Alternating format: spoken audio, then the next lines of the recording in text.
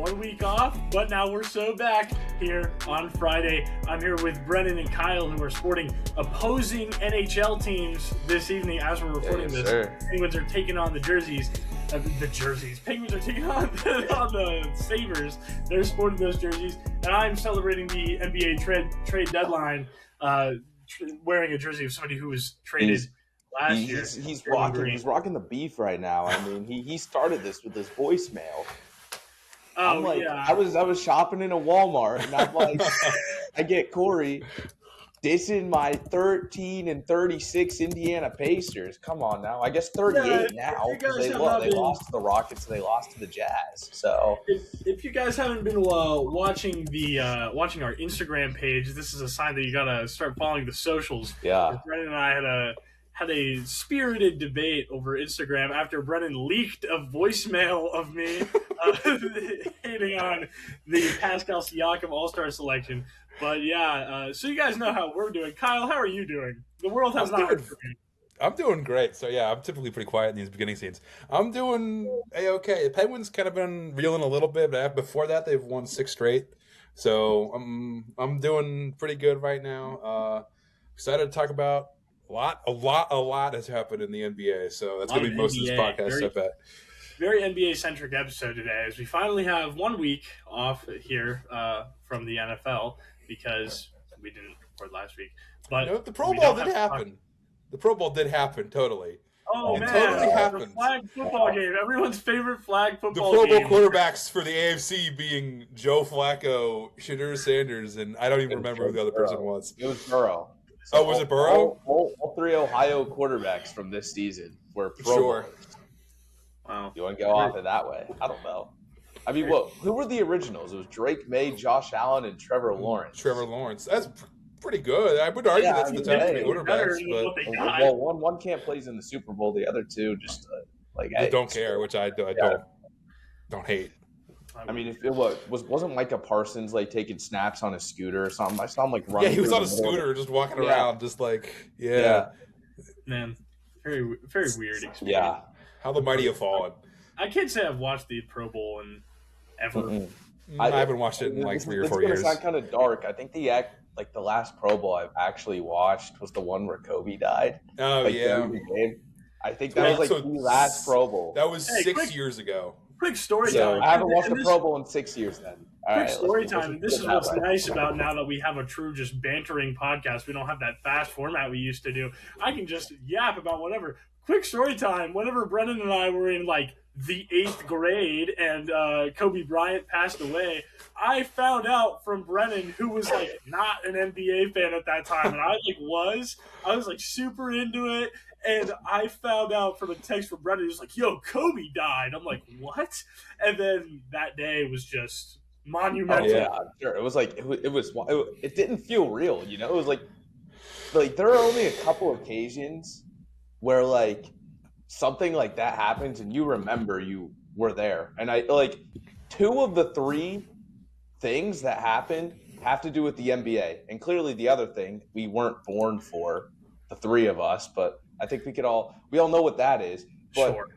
The Kobe death and then the Luka Doncic trade, those 2 things you can remember, where you were, what you were doing at that exact moment. Sure. I was crazy. About to fall asleep. I remember the Luka one. Exactly. We were about to sat up in my bed and I was like, "There's no way." Yeah. Yeah. No, it was pretty crazy. And then, hey, Brennan, I remember what happened right after Kobe passed away, or right after the news dropped. Do you remember what happened? Well, I remember the one who was it that did the dunked onto the goalpost at the Pro Bowl, because while I was watching the game, he dunked the football over the goalpost. I forget who that was. I recall. I don't remember what you're talking about. Pascal Siakam scored 25 points in a quarter. In one quarter, right after Kobe passed away. Siakam was not NBA All-Star Indiana Pacer. Pascal Siakam.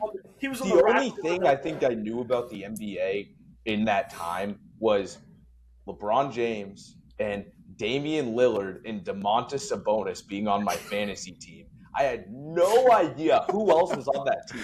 It was I see like Lillard being like ranked like 3 for the season. I'm like, okay, this guy's got to be balling. You know, Brennan and I have done podcasts together on and off for like 6 years at this point. You can find several videos online of Brennan pronouncing NBA players' names completely wrong. Like, just completely incorrect. Namely, Nikola Vucevic, who just got traded to Boston, by the way. Brennan would always be like Nikola Vucevic. I'm like, what is happening? What is going on? He was one of those guys on my fantasy team. And then Jokic was coming up that year. I remember we did a podcast the year that Jokic made his first All-Star game, and the whole time I was saying Jokic to you, and you said back to me Jokic the whole time. It took me a while to get his last name down. So it was Nikolai because we have a friend whose name is Nikola. And you didn't know about that point. Nikola Jokic and this kid are spelled differently. So, like, and they're from different parts of the world, too. Like, one's from, like, Jordan. The other's from Serbia. Like, I thought it was, like, different spellings. Okay, what are we talking about? Anyway, that's a good way to start it off. Let's start off our very long NBA trade deadline topic. And we will talk about Nikola Vucevic going to the Boston Celtics. I think that's one of the best under-the-radar moves of this trade deadline. What are you guys' thoughts? I mean, they got him from the Bulls for not a whole lot, and we can talk about the Bulls as well.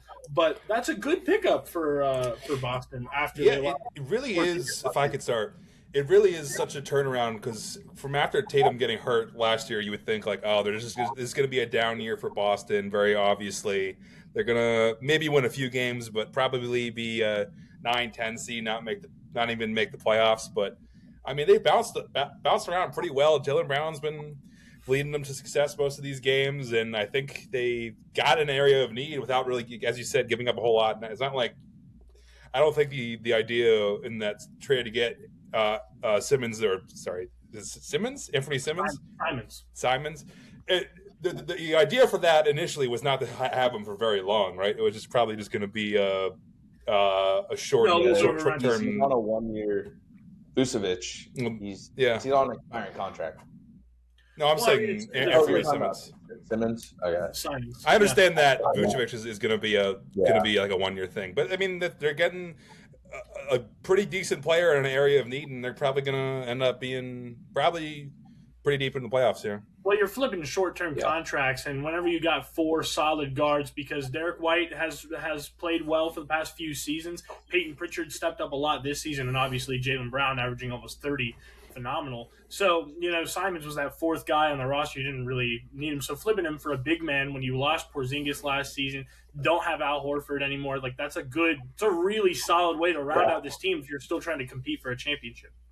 Yeah, he's a big man. He can stretch the floor. I mean, he's having still a very good season. He's 35 years old, averaging almost I think it's 17 points per game. He's still grabbing 9 rebounds, shooting 37.6% from the field. I mean, he's still very, very good. And I really like this move for Boston too, because of course they're giving out a lot of money to some of these guys. Now that Vucevic is on the team in that expiring contract, it's going to save them around $20 million. They're going to be below that first tax apron now. So now coming up in the offseason, when you get Tatum back, you have Vucevic. Don't know if he's in the long-term plans. Definitely for this season. Going to be interesting to see what they do going forward. But now you got a little bit of money to work with if you want to build a core around Tatum, especially since you know that basically the rest of the Eastern Conference now has caught up to them. Well, what's also good for Boston is that they don't have to commit to anyone for past this season because Jason Tatum is going to come back, and that changes everything. And, I mean, Neemias Queta has been playing pretty solid as a center for their team. I really like him moving into a backup center role behind Vucevic, but past this season, I mean, you run Tatum back at the power forward like they were doing for a bit on that title run a few years ago, and now you got, if Queta is really upgraded and he's stepped up, and he's a solid center option, and Luka Garza can continue to back him up. So you don't need Vucevic really for more than this season, and Joe Mazzulla obviously loves his stretch big man. He loved Porzingis to death every time he played, so loved him. So I really like that move for Boston. I think that puts them in the top tier of the East. I mean, they already were. I like them better than the Knicks, who didn't move anyone right now, which I respect. I can respect that. But where do you guys think the Knicks are really going to be for the rest of this second half of the season? Having not moved the needle. I mean, if you're not getting better, you're getting worse, right? Especially all these teams around them making moves. Of course, Cleveland, I think they were big winners in this trade deadline. Detroit moved off. Detroit, they did something, right? Like, I'm not sitting under a rock. I think I might. Cleveland made a move. Boston made a move. They got Kevin Huerter, which is actually a huge get for them. Yeah. Nice. So Detroit made a move. Boston made a move. Cleveland made a move. Those are the teams around you, and I guess Philadelphia did, but it really doesn't count towards this season because they got rid of McCain. They got some picks for him. But the other four teams are like surrounding you got better, and you just stayed complacent. Now I get it; it's a very good team still. Jalen Brunson obviously is a dog. Cat is a dog. But again, I would have really liked to seen them add a piece or two, maybe. What's really nice about it is that a lot of these moves were made on the Wednesday before the trade deadline. And on the Wednesday before the trade deadline, the Knicks sent the message that they're still good enough to win a championship without anything by beating the Nuggets in double overtime. Absolute game. You talk about Cat. Absolutely amazing game. It's a great game. I watched most of it, yeah. So, I definitely trust what the Knicks can do, from a night-to-night basis. But I agree with that. And they still have the pieces to win a championship. So I fully agree with you on that. They're still a championship caliber basketball team. It's just now the playing field against them has gotten a lot better. Can they keep up with the pace of the teams that just acquired big guys like Vucevic and everyone else? Well, let's talk about everyone else. Kyle, I want to hear your thoughts on the James Harden trade, because a few weeks ago we talked about James Harden legacy, and we have not hopped on this pod since he requested a trade from his fourth trade request in like 5 years. Yeah, it's pretty shocking. I'm kind of a James Harden hater, respectfully. Like, I don't like his attitude, and I think he plays the game the right way, but. I forget exactly who it was, but it was right when he got traded to the Clippers. There was some announcer who put it much more eloquently than I could. But I think this trade makes a lot of sense for Cleveland right now, because I don't think that there was going to be a scenario where Garland stayed much longer, like if at all.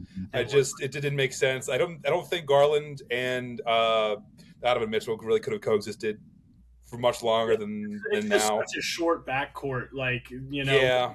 Only being 6'2", 6'3", and being 6'1", it's very tough to coexist. Yeah, I mean, Harden's taller. I think he's 6'5". Much less of a not a clear upgrade defensively, but much less of a liability defensively. Which is funny to say at this point of his career, because everyone was blowing that there was literally exploding whenever he was in Houston, and he would just not go back on defense. Yeah. What? Why? Yeah, but Garland particularly has been not great defensively recently, so I think it makes sense. Like, it's very similar to the Vucevic trade for the Celtics. It's like you're getting an old guy probably toward the end of his career on like the last year or so, I think, of his contract, if I'm correct. And they're trying to win now, and I think not only they're trying to win now, they're moving guys that they know that they're definitely not going to be on the team next year or in the next few years. So that was the biggest trade, though, for me when I went on Twitter and saw Shams' tweet about it. I was like, wow, that seems a lot more impactful than it really is. Like seeing Harden in the throwback Cavs jersey, but it's going to be interesting because I do wonder how they're going to spread the ball between both Mitchell and Harden, because they're two very big ball handlers, so it's going to be interesting. Well, I mean, you look at what Harden has been doing with Kawhi Leonard. Both of them have been great scorers, and now that you got someone in the backcourt with him, with Mitchell, could work. Just unsure. He's done it before with guys like Chris Paul, Russell Westbrook. We'll just have to see how it goes. But Brennan, what are you thinking about Cleveland? Yeah, no, I really like this move for Cleveland. Darius Garland battling that toe injury. I mean, it's kind of tough. Don't really know the availability. And if you're in Cleveland's position right now, obviously coming into this season with the way the Eastern Conference fell out last year, you were kind of hoping that this would be a championship caliber team. You'd be battling for the 1 seed. And they kind of are, but they needed to make a move. And I don't think they could rely on Garland enough to where they felt the need to keep him. And I think it's a fine move, of course, the injuries. But the other part of it, too, is I really like this move for Donovan Mitchell as well. You're giving him another scoring option, another playmaker. I know they kind of like the same style a little bit, but I think it's going to work. And especially if Mitchell isn't full go in the playoffs, if something happens, then you have another guy you can fall back on and rely on. It's not just a safety net. It's another scoring option. It's another threat offensively. I really like this trade for Cleveland. Yeah, and Donovan Mitchell just said, in interviews, he said that this makes their ceiling higher. And I think he's exactly right. That's exactly what James Harden is always going to do. He's going to raise your ceiling as a team. But it's about that floor because, you have a constructed roster that's like, we see it. We saw it before last season, and we're seeing it this season, where they're always going to be at least a 4 or 5 seed if you've got, two solid guards, one that's a distributor, one that's a scorer, and then a guy like Jared Allen down low, and then Evan Mobley obviously doing his defensive player of the year type things. It's just a simple construction of a team that allows for stability. James Harden, his whole, question mark is that he is a question mark. You don't know how he's going to play in those He's big never won a moments. championship, and you're bringing him in to win a championship. So often. He has the ball so often that it could just derail things if he's not on, which is never really the case with Darius Garland because, yes, Darius Garland and Donovan Mitchell never really coexisted that well in the backcourt, but they still won 60 games last season, So it definitely raises the ceiling for Cleveland. I just wonder how it will actually pan out. If I had to make a prediction, I don't think it will do a whole lot for them in this regular season. I think they'll stay a 4 seed, maybe jump up to the 3 seed, but I think Boston and New York are going to stay in that 2 and 3 spots. I think they'll stay a 4 seed, and then we'll see if they can, beat a team like Philly and then take on Detroit in the second round. But that's really all I'm thinking for Cleveland is, what's happening. And also, I do want to ask, because, Brennan, you said you like this move for Donovan Mitchell. Kyle, what do you think for Donovan Mitchell? Because, yes, James Harden is on his last year of the deal. So is Donovan Mitchell. If this doesn't work out, is this just a sign? Like, because to me, if I'm Donovan Mitchell, I'm reading this as a sign from Cleveland that's like, hey, we are going to try to do everything we can to win a championship right now. And if we don't, you can go. That's what this reads as to me. How does it read to you?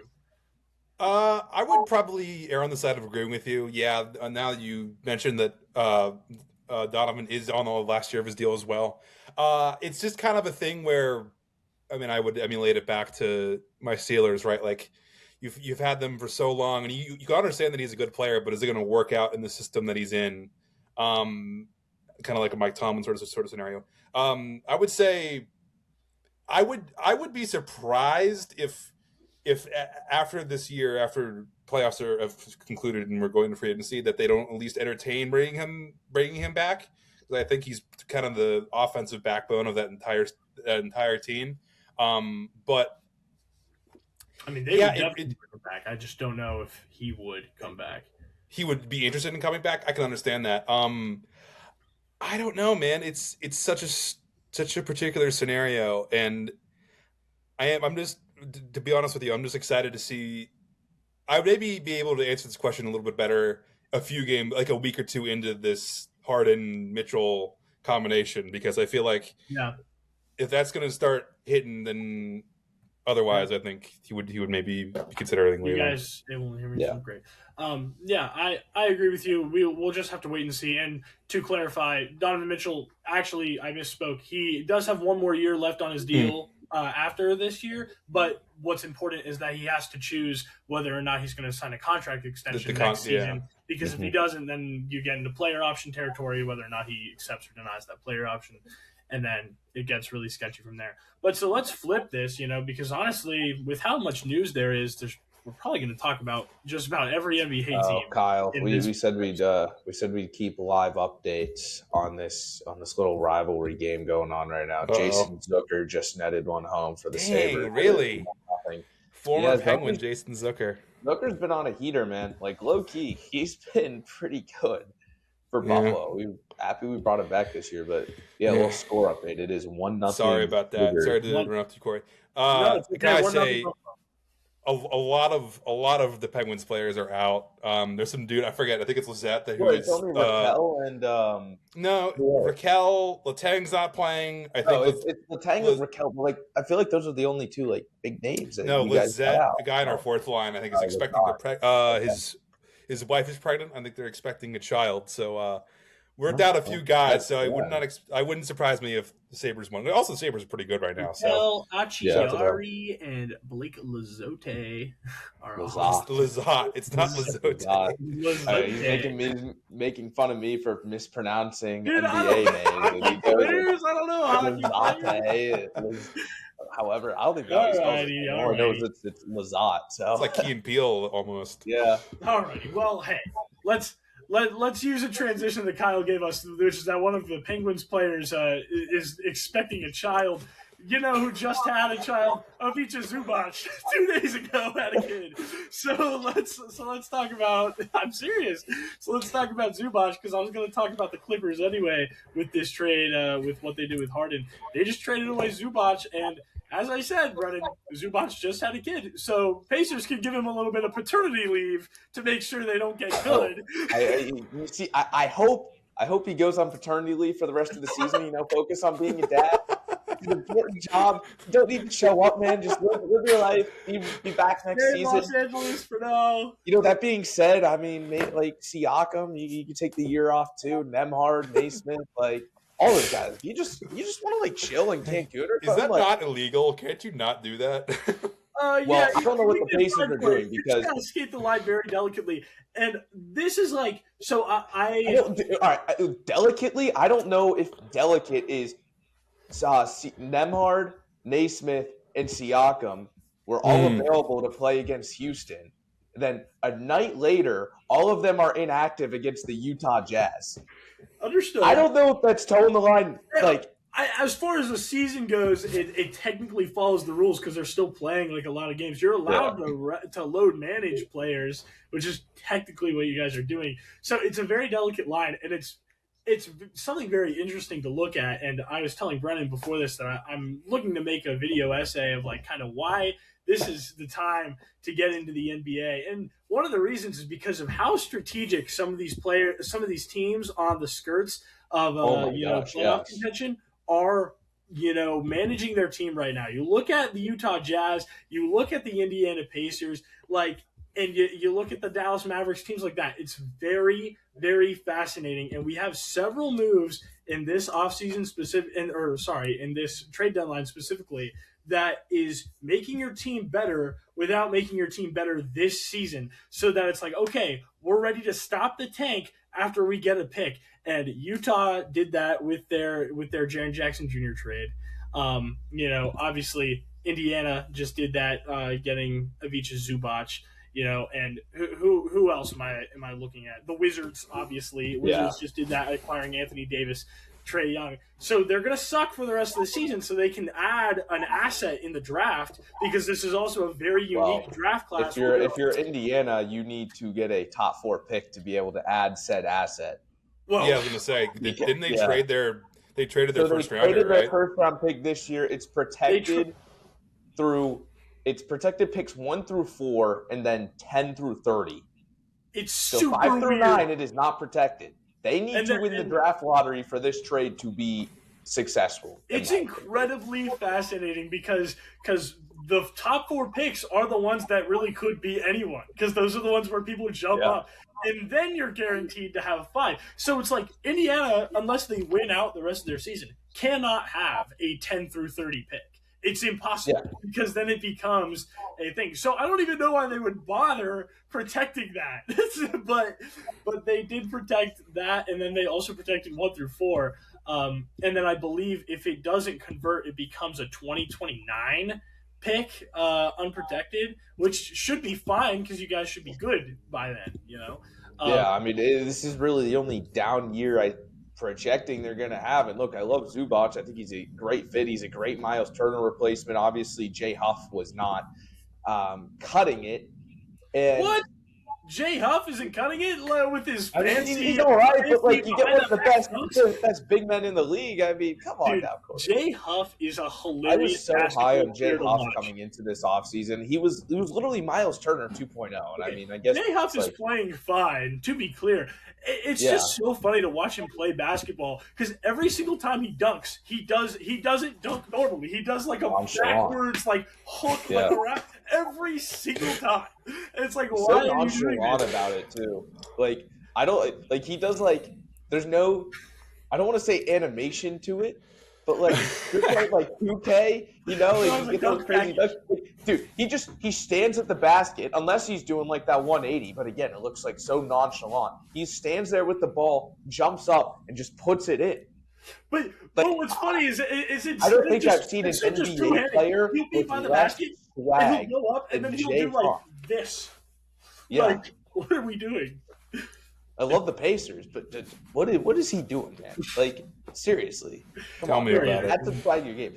No, I do like Zubac. Again, it only works out if they get picks 1 through 4, which right now they have a 52% chance to win the lottery and get that pick. But if you think about it the other way is if you don't get a top 4 pick, is it worth? I mean, obviously you want to add a player, but like the big 3 guys aren't going to be there anyways. And then at that point, it feels like almost an overpay for Zubac.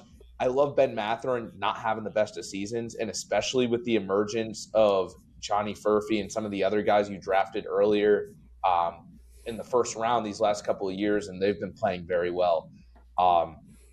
Like, you can afford to give up a guy like that. Now, I wish him nothing but the best. I hope he lives up to the potential he's shown to have.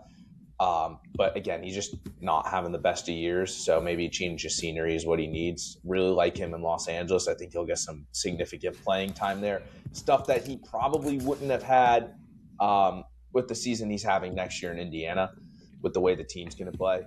But Zubac, when they get back, it's a gross starting 5 with Halliburton in there. With Nembhard, Naismith, Siakam. Like, again, they're going to be fine. And then if for whatever reason you add a Peterson, a Dybonsta, a Boozer in the draft, I mean, dude, it's nasty. Should be golden, and that's exactly what Washington's looking for. You know, they're looking for their core of being Trae Young, Anthony Davis, Alex Sarr, and then Keontae George, and then whoever they add in this draft. You know, that's their thing. And then same for Utah, where they have Larry Markkinen. Why am I blanking on his name? It's he's the Rutgers guy, Bailey, right? Ace Bailey. Keontae George is on the freaking Jazz. Why am I lying to myself? Keyshawn George, I believe, is on the Wizards. I don't know. People like him. I don't care. I care about Keontae. He's great. Keontae, and then Larry Markkinen, and then, you know, the main man, Kevin Love, of course, and Jaren Jackson Jr. So that's what they're looking at, and that's exactly the same situation Indiana's in. But let's toss it over to the other side of the trade and see where Benedict Mathurin is going. Very interesting kind of retooling happening here in LA. Kyle, if you want to give our thoughts, they now have acquired Darius Garland, Benedict Mathurin. They still have Kawhi Leonard, and it looks like they're just going to play out the season, try to it was strange because they started the season off really bad, right? Like really, really bad. And then then they rebounded pretty well, but then at the trade deadline, they probably understood. Yeah, we kind of got, like, I think their whole starting lineup was, like, older than, like, 34 or something. Like they were, like, very, very old, and they probably weren't going to win it, so they just decided to lick their wounds and get all the value that they... I mean, I don't know if any of this happens if Harden doesn't request a trade, you know, and Harden was like... I heard that he didn't even do that.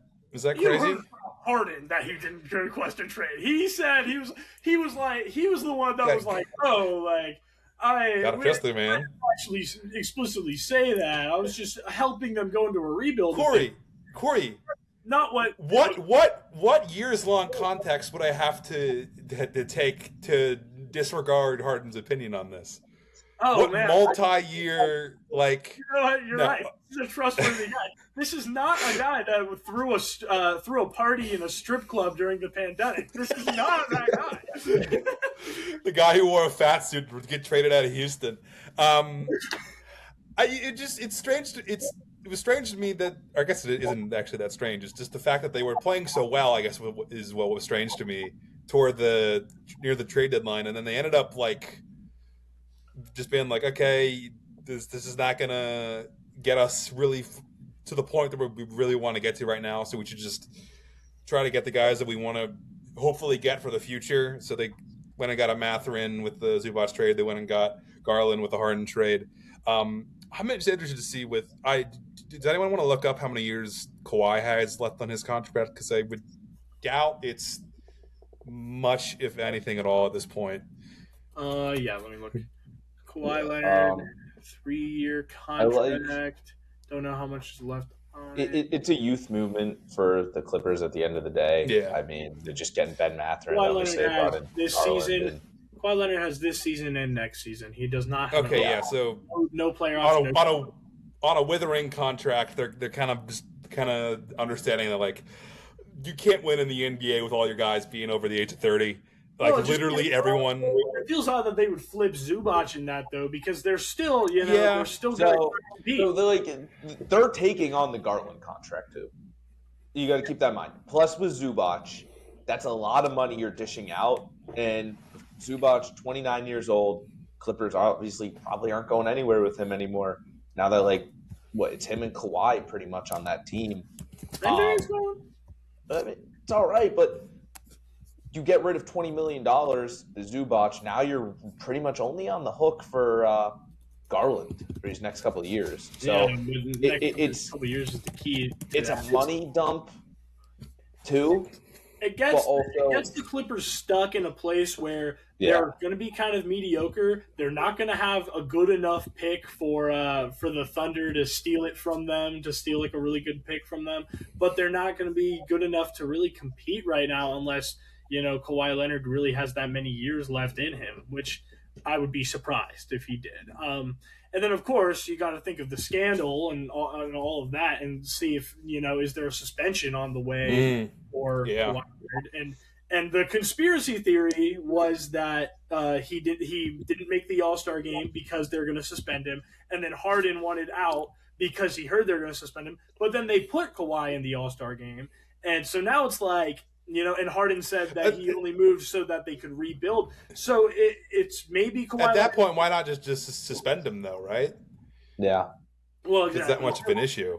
Yeah, I don't know. So it's very fascinating. I mean, because the investigation is ongoing, so there could still be something that happens to the Clippers in that situation. And honestly, by moving James Harden, you're already stuck in a situation where if that happens, you're not going to win enough basketball games to be in playoff contention. And once your pick is in the lottery and it goes to OKC, which is kind of horrifying in every way. OKC, man. I mean, dude, talk about building just off topic, talking about building an organization like the right way, dude.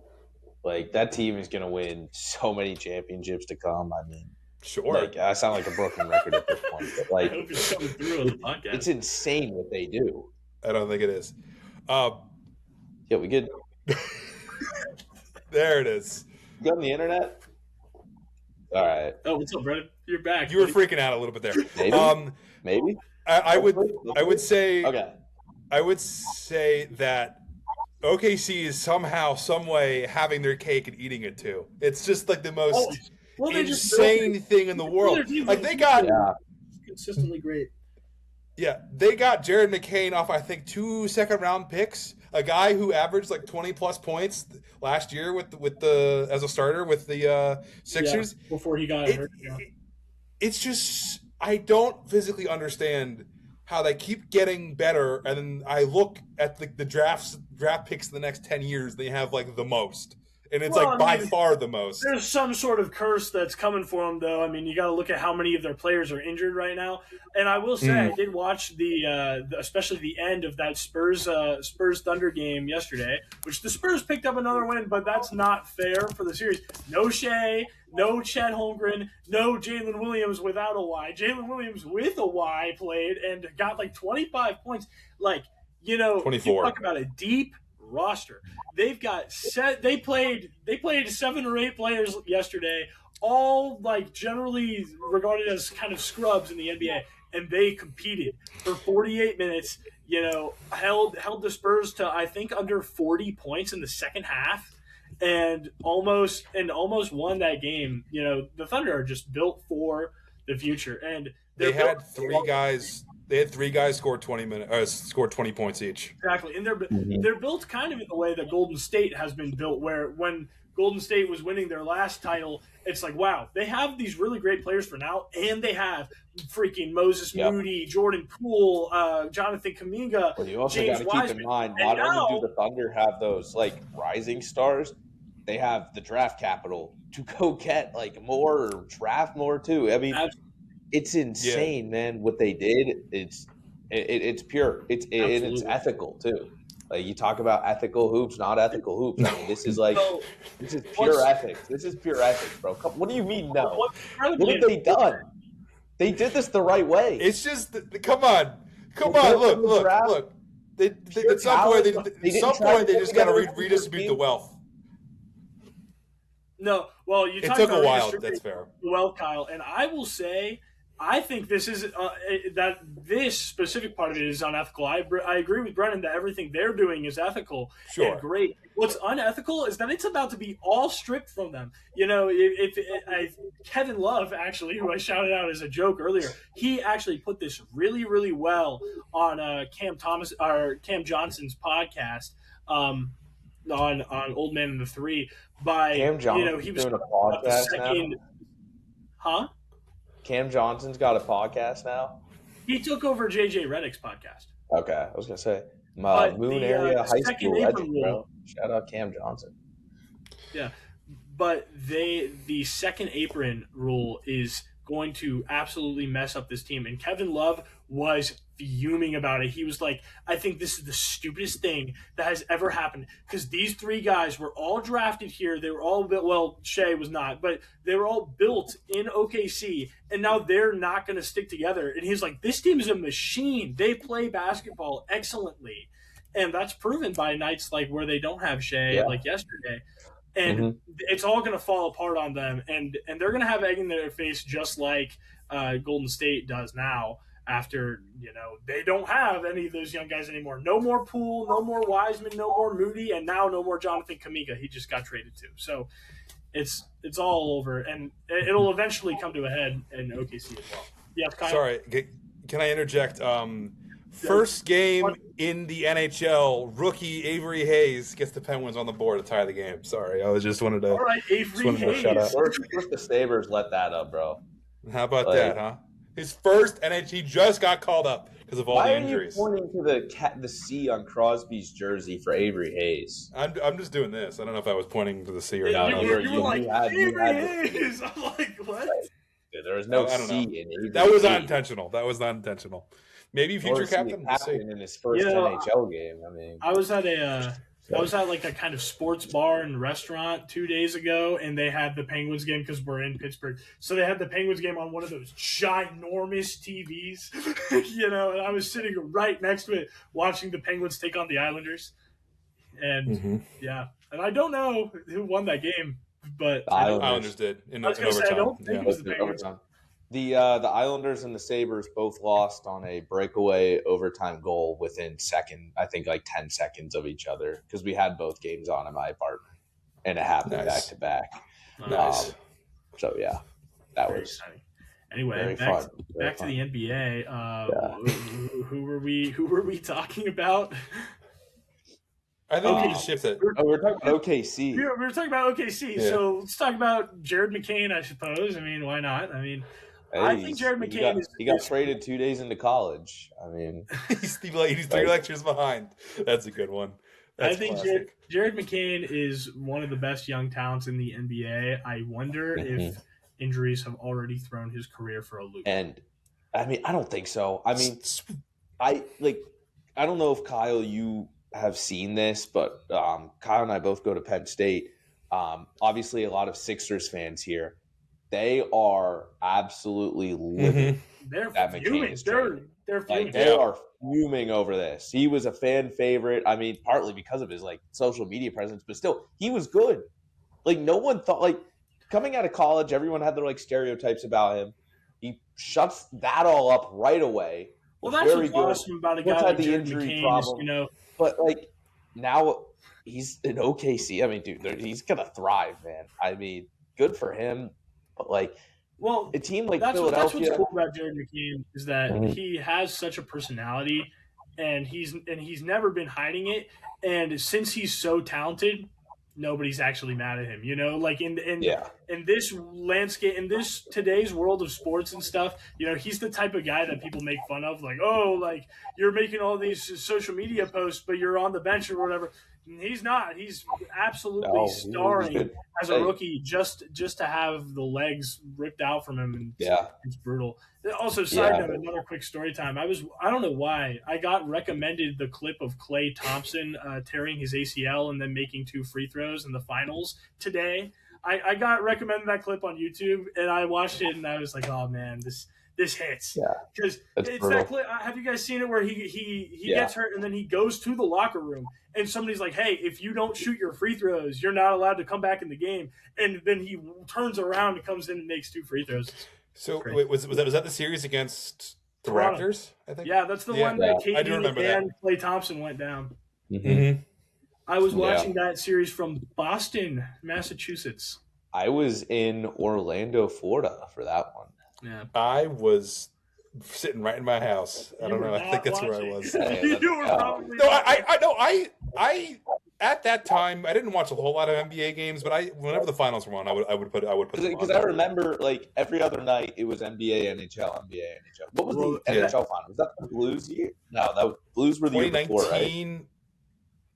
That was Tampa. No. 2019 would have been Boston and St. Louis. The Boston and St. Louis was 2019. Okay, right. Yeah, Boston and St. Louis. Yeah. Okay. That era is one of the last times that the NBA was really thriving. Pre-bubble. Yeah, I agree. Warriors dynasty. And it was just excellent. And then other things were coming up too because Joel Embiid was on the rise. It was a really fun playoffs to watch too. I mean, obviously you had the quiet 3 in Philly, yes, the buzzer beater, off the rim 40 times, and then the final Toronto. I remember watching the upset. That was it was just a great playoff all around, and I mean, I think we're slowly starting to get back to that. I think this past NBA Finals was one for the ages too, and that's. I mean, maybe I'm a little bit biased there because I am an Indiana Pacers fan, but I feel I agree. Yeah, I feel like it was really, really fun. I think it was fun too, but I wonder how many people really cared. Yeah, I don't think a lot of people were really watching as much as they should. I think the NBA has so much talent right now, and nobody's. I think the other thing about the last couple, I mean, obviously the last 2 or 3 years or so, but I feel like coming out post bubble, it was almost like the Nets were this hyped up team that were going to make it collapsed. And then in the Lakers with LeBron, and those two were supposed to meet in the finals. And then after Brooklyn, after Brooklyn, it became Phoenix. Phoenix had that weird thing because Phoenix was on the rise. They were the ones that actually succeeded, made the finals, and then they added Kevin Durant, and it was just it fell apart. And then it was Denver, Miami. No, that era of NBA basketball was not good for the sport. I mean, and I think it was just because everybody wanted to see Brooklyn and the Lakers in the finals. It didn't happen. So we're like, what are we supposed to watch? I mean, you got Giannis on the TV, but who's surrounding Giannis? You got Devin Chris Booker Middleton had an excellent NBA Finals series that year. Who? Chris Middleton. Yeah. Oh, yeah. I mean, Chris Middleton was good, but he's not Chris Middleton is not a Giannis household name. You're not turning on the finals to watch Giannis and friends. You're turning on the finals to watch Kyrie, James Harden, Kevin Durant versus LeBron and AD. What's unfortunate is, there was an era where you were watching to see LeBron and friends, and if you were seeing like 3 superstars, I agree, and that's you were disappointed. So who's the next star? This is a good conversation to have, I suppose. Who's the next star to really take that leap? Is it Wemby? Is it time for Wemby? It's got to be Wemby. No, I mean right now it's Luka. I love Luka. I think it's got to be Wemby. I mean, dude, you hype. It's going to be so weird to assert that like the face of the league is going to be a non-American, though. Is that not going to be so strange? Well, that's how it's been for the last 3 years, though. And unfortunately, the face of Major League Baseball is not American. Is that strange?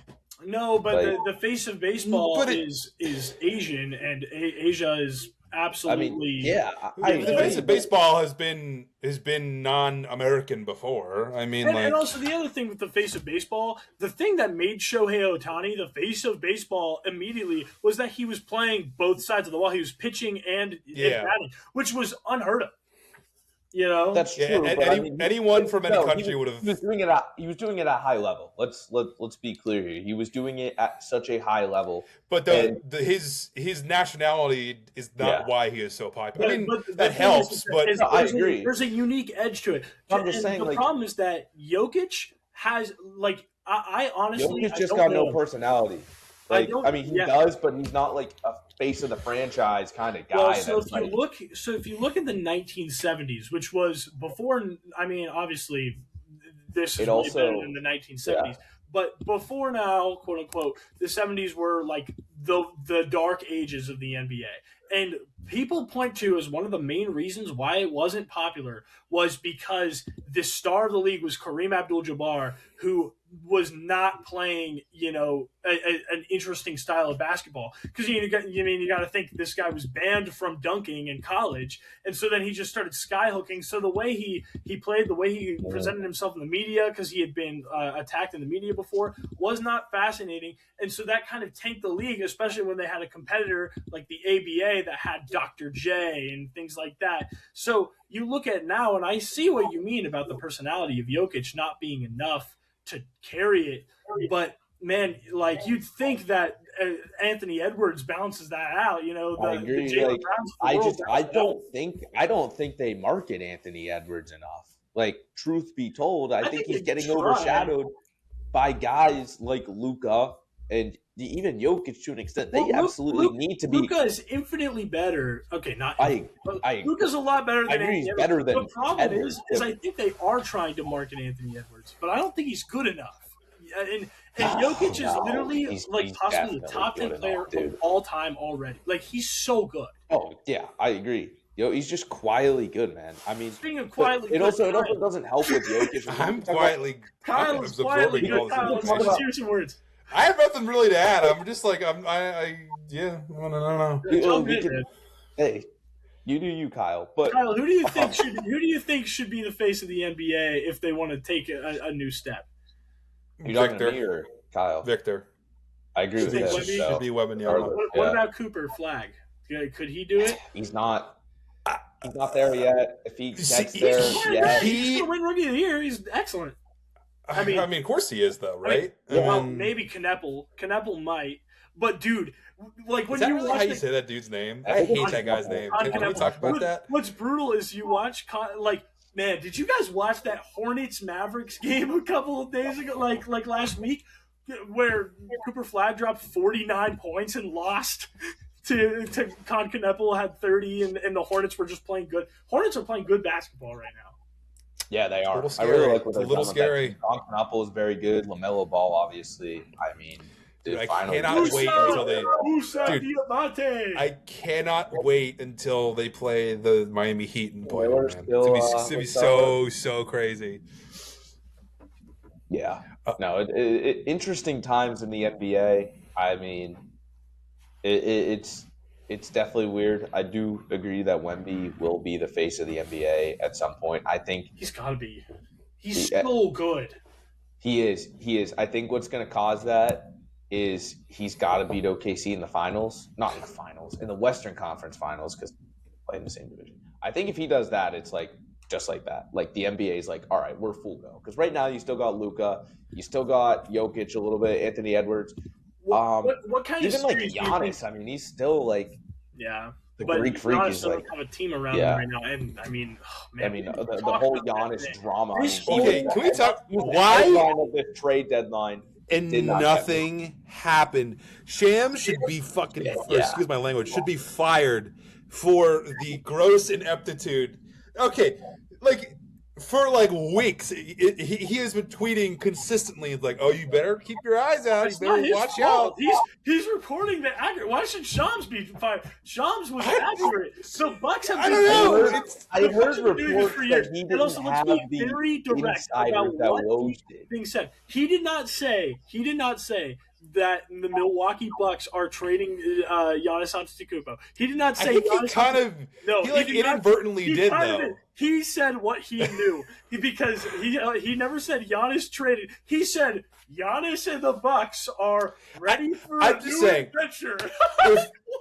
If I were a sports writer and I had the authority of telling the whole country information like this, I would have maybe treated it a little differently. Probably knowing the information that he knew about it. Tell him what you have. No, because the I don't problem think is he knew that information. That's what I'm saying, and he kind of played it up a little too much. No. The problem is that if you're Shams and you're like, okay, this is information I'm being told. I don't personally buy it. I think Milwaukee's not going to trade him, but I have to report on it because if I don't, somebody else is going to be going off crazy on the Giannis stuff. And the only way that this looks good for me is if it doesn't happen. But at least in this world, it's like, okay, we can still follow. It looks good if it does happen now. I mean, but no, I don't know. I don't know how to feel about this as a aspiring journalist like Shams myself. It's like you're given what you like. There are some things you can't I'm in Shams' corner here. I don't. Okay, maybe I was a little too brash with my assessment. I respect the job that Shams does. It's just. There's just no way because if it were that close, if the trade rumors were truly that close, then I think the stuff that he said probably would have warranted what he said, right? Like, and the fact that again, forget what word. I think he said new adventures. It's like, okay, man, you're just trying to completely play up this scenario, he's not trying to play up anything. Because he said, and he kept on updating, and I believe it, that the reason why there were not trades for a good bit until like the last couple of days was because everyone was trying to get Giannis from the Bucks, and the Bucks would not give them a clear answer. So he couldn't do anything because there were talks. Just say that. Just say like I don't really know what's happening. Just say no. He does know what's happening. Is that the Bucks are lying to everyone? Is what's happening. Okay. Yeah, and nobody's mad about John Morant not getting moved, but it's like. Giannis Antetokounmpo is just a much bigger talent, so people are gonna click for him more. It's your fault for caring more about Giannis, Kyle. I mean, it's murky. I don't know what he was allowed to say, what he wasn't allowed to say, but I feel like if it wasn't gonna happen, there would have been later reports about it. Just not leading everybody on and that stuff. And I will say, team not making a trade, you're definitely allowed to say. He also said it's a weird situation. He announced today, not that it wasn't happening, because that's whenever he found out it wasn't happening. He was like at noon today, he was like, the Bucks aren't going to trade him. Yeah, but before that, it's also tough because I think he was put in a bad situation where you have to live up to Woj, and Woj like.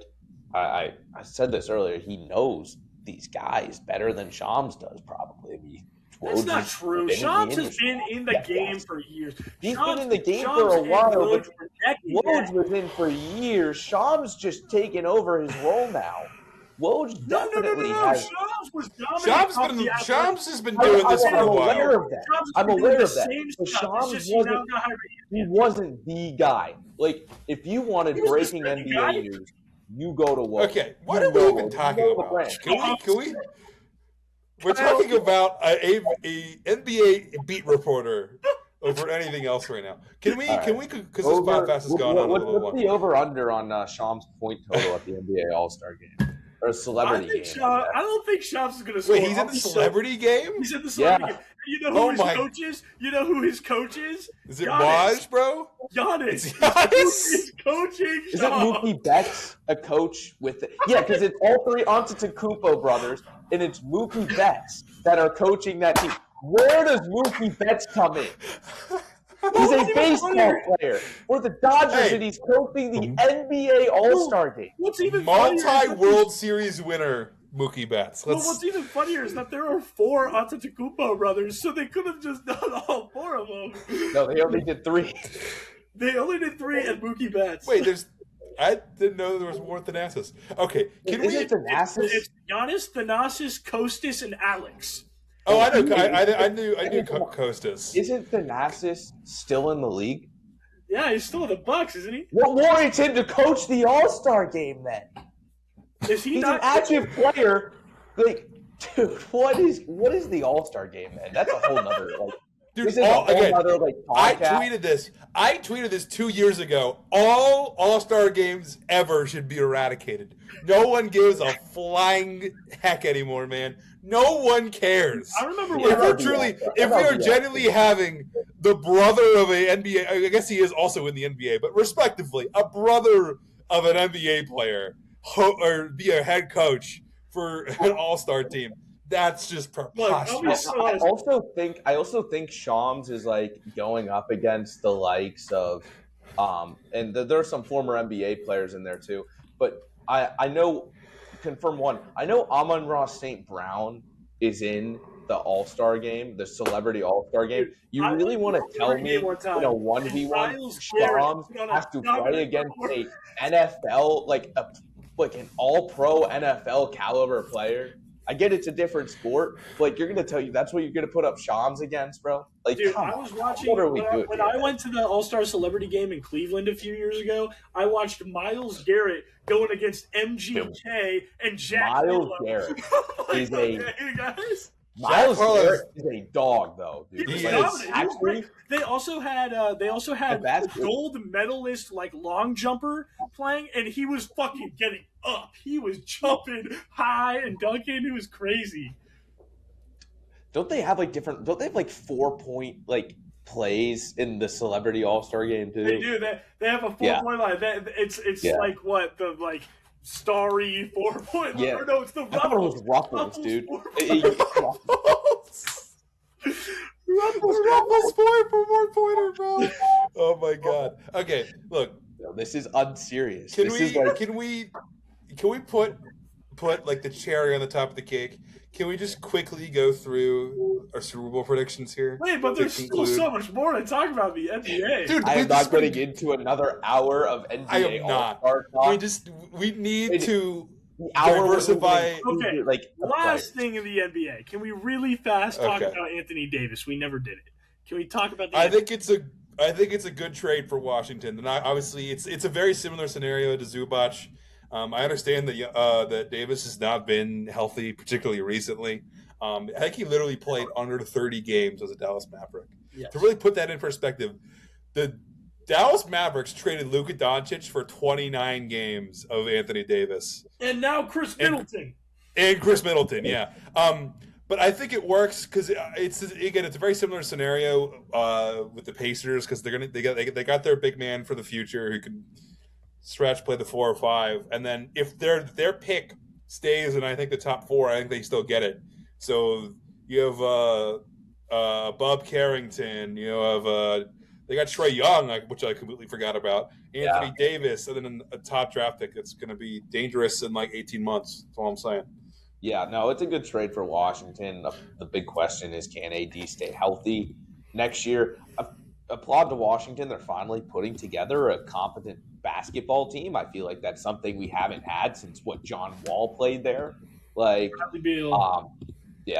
It's good for them. They're finally getting some pieces. It's going to be a little bit older of a team, like some older guys, but then you got Sar in there. You're going to get hopefully a top 5 guy in there. Maybe we'll see. Like what they're doing with that. The question is health can these guys stay healthy? If they can, obviously they'll be successful. If not, you're looking at another. Again, it's Anthony Davis. That dude is made of glass at this stage in his career. So yeah, it reminds me of Davis. Reminds me of what the Bulls did a few years ago when they went out and got DeMar DeRozan. You know, it was like, yeah, we've been tanking for too long, so let's go be mid, and then we'll tank again. So I think that's what's going to happen to Washington here. But all right, let's run through Super Bowl predictions. Kyle, how long do you think the national anthem is going to be? I don't know the particular line, but I would say it's got. I don't know who's singing it, but it's a momentous occasion. It's a country singer. No, it's Green Day. Is it? Green Day is singing the national anthem. No, they're not. Yes, I'm they're pretty in the sure halftime show. It's Charlie Puth. The see you okay, again. Charlie. That actually, Korey, you don't realize how much information you just gave me. Yeah. That whatever the line is, it is hitting the over. Yes, because he's going to add. Yeah. He's going to add like 4 minutes of additional things to that song. Yeah, absolutely. Over. Don't even over every day on that. Don't have to explain myself. Over. All right, what else are we predicting? What else? What color Gatorade? Green. Green? The fuck? Arctic Blue. Blitz? That shit's awful. Blue. That's a good one. Or okay, but I mean like the green is awful.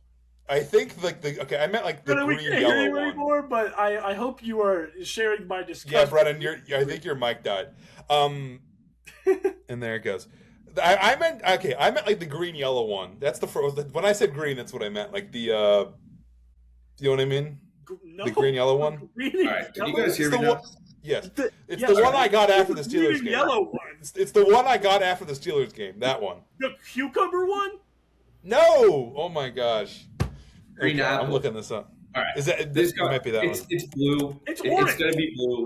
No, it's not. It's always orange. It's gonna be blue.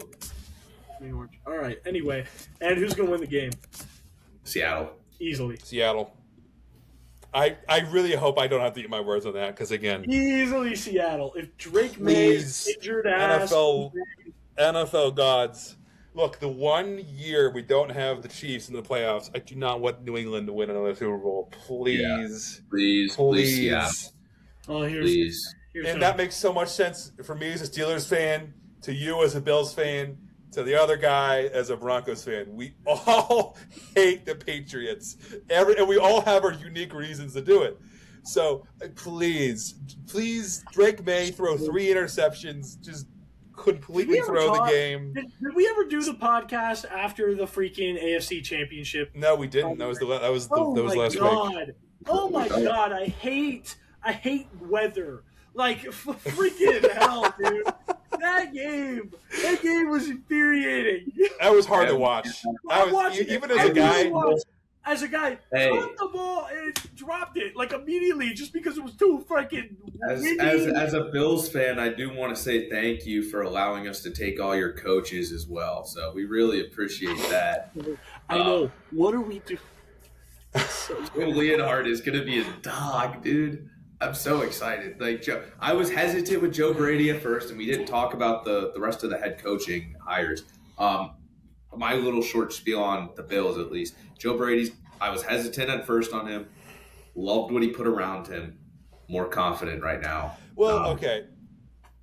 It all comes if I could down add to that. If I could add to that and then also bring in Mike McCarthy. I thought the reason why they fired McDermott in the first place is that they're trying to get like a fresh face, fresh everything in there. Was that not the plan? No, they fired him because of his past playoff mistakes, specifically 13 seconds. And Terry Pagula, in probably the worst press conference I've ever seen him give, and he owns the Buffalo Sabres. That was awful. That was awful. He said it was an emotional decision. And I honestly thought Sean McDermott, outside of his first 3 or 4 years as the Buffalo Bills head coach, had the best head coaching season he's had in Buffalo since that time this year. Mm-hmm. And I guess it was just you fire him because of his past decisions. He overruled the special teams coordinator when he wanted to squib the kick with 13 seconds left in Kansas City, overruled that. And then obviously the fake punt with DeMar Hamlin a couple of years ago too. Yeah. So there have been some questionable calls. You can't fire him based off of this year, but you could fire him based off of last I agree. year. And that's what they did. I would have liked to see Brandon Beane go as well. I'll give him this offseason. If he doesn't do anything, the Bills are going to be in the same spot they were this year and every other year. And speaking of teams that will be in the same spot as they were last year, Mike McCarthy is going to be the new head coach of the Pittsburgh Steelers. Dude, now, this, as I said 2 weeks ago, does not hit the record that they have of getting young, defensively minded head coaches. No, they got a 60-year-old head coach who has not coached like 2 years, not even who has not coached a good team in like 6 years. Okay, 9-8, and God forbid the Steelers have a starting quarterback that's not over the age of 35, which they have not had in like 8 years. But can he make it? Oh, that year doesn't count. Minus that year, it's been Roethlisberger in like the twilight of his career, Russell Wilson, and Aaron Rodgers. And those three guys would have been good 12 years ago, but it is now. It is 2026. I like Mike McCarthy. Had a good season. He had a for being 42 years old, yes, he had a good season. But personally, I don't want another 42-year-old quarterback. I'm kind of sick of this. You better hope he announces a farewell tour, because if he doesn't, then you're getting him for more years. Going back to the Steelers. They brought McCarthy on to help him. They brought the OC in. Look, Green. I respect Mike McCarthy as a person. He won the Super Bowl against us, actually, pretty ironically. He is a good head coach, but he is not the head coach of tomorrow. And if he is, get ready to learn Ben DiNucci too. Oh my God! Look, if he is the head coach of the Steelers for more than like 3 years, even shorter than that, I'm going to be pretty angry. Like honestly, I just experienced 19 years of a good head coach. Right? I said it last podcast.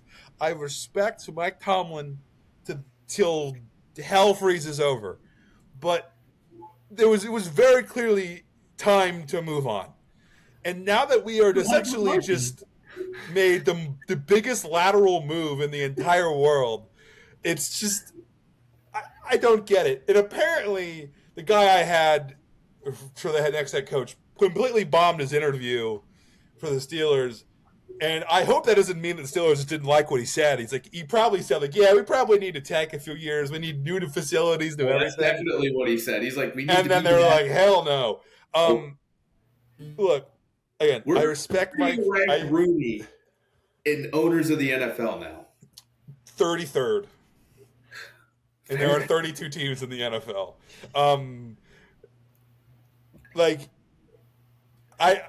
I appreciate not losing a lot of games. Like I think it's a very honorable thing that I have never seen a losing season as a Steelers fan in my life.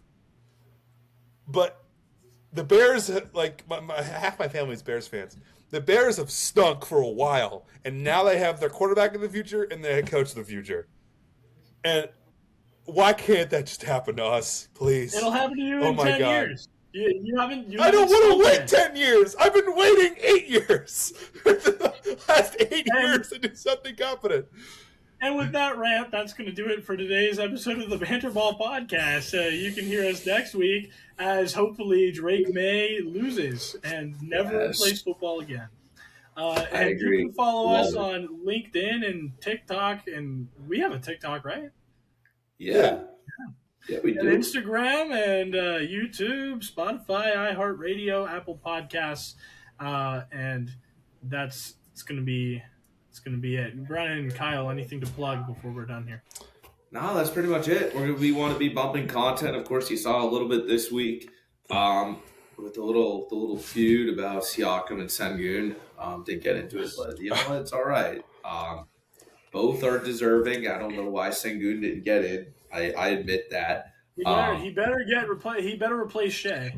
We'll see. But yeah, no. And also, can I say, love doing this. Yes, love doing it for you guys. Glad to be back. Very. Can I say the rookie scored again? By the way, first Shadows game, he has 2 goals. Just wanted to finish. The pod with that. Because Buffalo Sabres, like whenever somebody makes their debut against the Sabres, in other news, the Cincinnati Bearcats are beating WVU by 10 points in basketball. Oh, you think that's crazy? The Michigan Wolverines are currently beating the Penn State Nittany Lions by a score of 85-46 with 10 minutes left in the second half. Yeah, dude, that game was close in State College too. Wow. I thought it was bad. Yeah, I thought it was bad that we were losing to Jizzle James, the guy who was thrown off the team and is now back on the team because of how bad Cincinnati was. And Jizzle James has 10 points already in this game. So, anyway, let's go Mountaineers. Hopefully the Rockets beat the Hornets tonight. And go Pens. Yeah, go Sabres. Alrighty. See ya. Go Sabres.